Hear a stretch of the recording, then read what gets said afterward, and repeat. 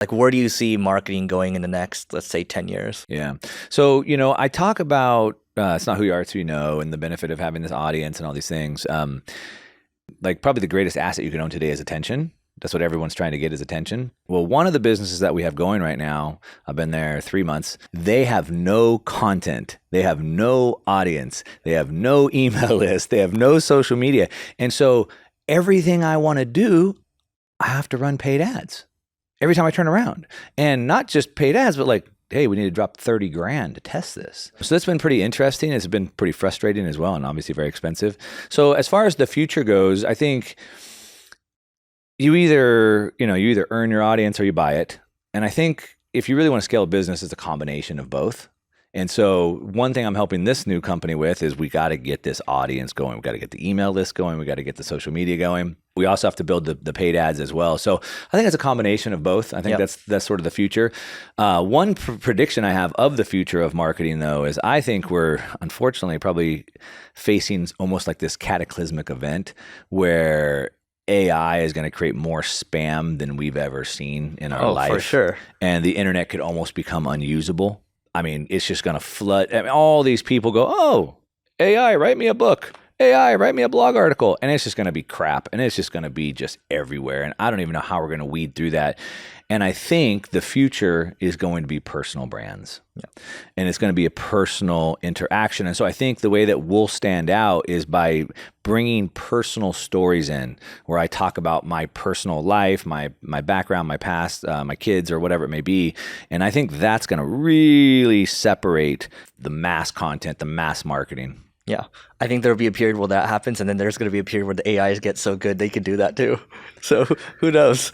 Yeah, I don't know. Yeah, maybe. I don't know.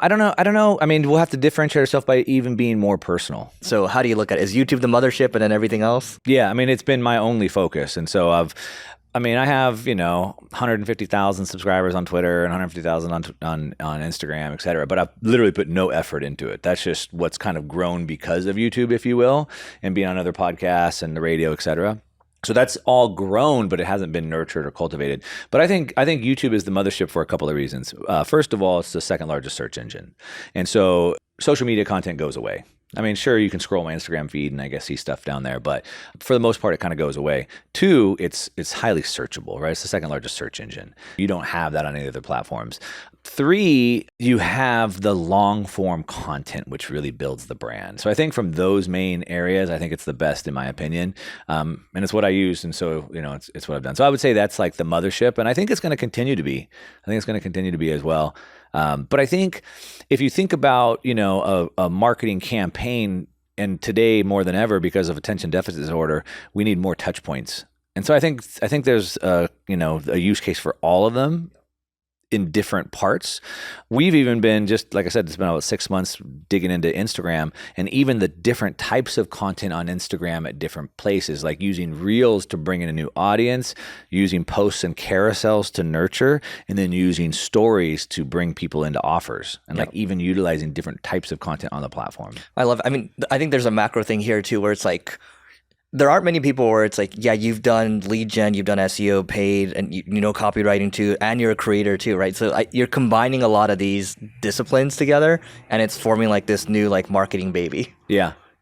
And so now that we're going to start focusing on the shorts and even creating shorts, and then that will then go into paid ads.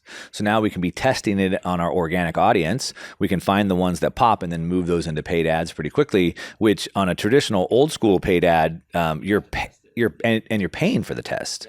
And so that's a big deal that I just want to hammer home for everybody listening. Like, yeah, I have to work hard to get the audience, but now the audience is there, and I can just drop content. I can just make money without spending money, and instead of paying to test ads, I can just test them with an organic audience.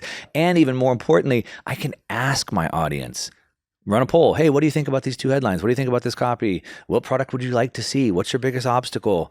And so, I mean, the power is just enormous. That's actually a really important call out. And I would argue you don't even need an audience for like these reels, shorts, and like if it's really damn good, it just takes off, right? And then if you have really good ones, you can test for free now instead of having to pay the platforms.